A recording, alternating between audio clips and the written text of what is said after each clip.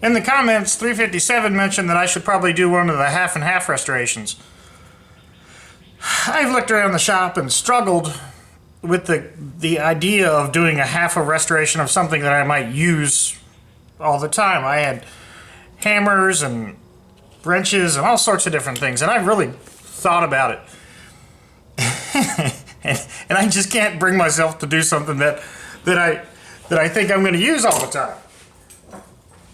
I am so tempted to try to do a half and half longitudinally of this aluminum hammer. However, I really want to use this hammer. If I did half of it, then it would just pain me every time I looked at it. So,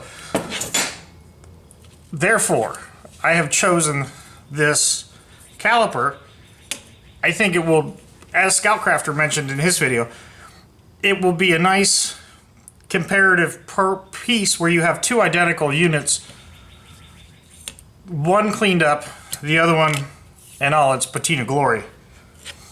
So I'm going to disassemble this and use this as a demonstration piece in my top of my workbench, just to illustrate the difference between before and after. And it took Scoutcrafter explaining the utility of that, because for us that restore these things, we see it all the time, and it's innate.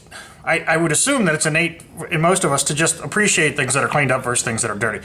But for those that look at me like I'm a wingnut for spending so much time out here in the shop cleaning up old stuff, maybe they can begin to understand. So, with that being said, I'm going to go ahead and disassemble this and take it to the wire wheel, take it to the belt sander, take it to the fiber wheel, whatever I need to take it to clean it up, and it really makes no difference as to which side I clean up, so I'll just pick one arbitrarily and go from there. Well, that didn't take long. I ran into my first hurdle. This is apparently brazed together. There's some sort of a captured nut in there, and then this side would just be a friction component between the two. So this is almost like a clutch, if you will. So I'm going to clean up one side of it. It would make sense to clean this side up. So let me go ahead and do that, and I'll bring it back, and we'll do our half and half challenge.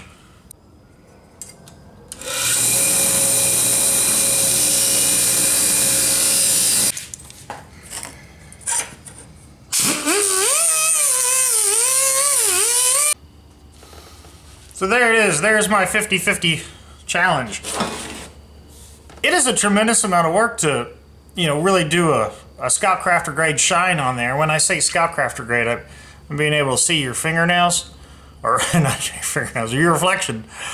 So I think this has got a pretty good finish on it, all things considered. However, I am not geared up to do the Teetsy Tube kind of, perfect polish YouTube channel kind of thing.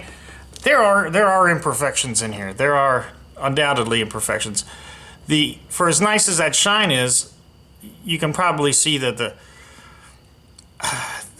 if I would have gone from 120 grit to 80 grit to all the way down to some fine finish and then finally flitzed it at the end, I might be capable of getting that, but I'm really not geared up for that kind of stuff. I do have a buffing wheel, and that's about where it ends for me. I'm still pretty impressed that the transition that I have here effectively goes from I did a belt sander, and that left some deep grooves in there, which actually set me backwards. Then I had to find a worn out belt and then go back through the progression, and eventually the fiber wheel and then the buffing wheel for quite a while. And I had to use gloves because this thing was piping hot. It was just raging hot. So that's it for the thing. This turns out this is a Starrett. Makes me want to clean the other half now. but again, this was sort of an interesting challenge to be able to see the before and after for things, and it really is illustrative of how much of a difference a little bit of time in the shop, with wire wheel, fiber wheel, and a buffing wheel can do. And I had fun. Thanks for calling me out on this. I had fun doing this, and I hope you guys enjoyed it. So thanks, and have a good night.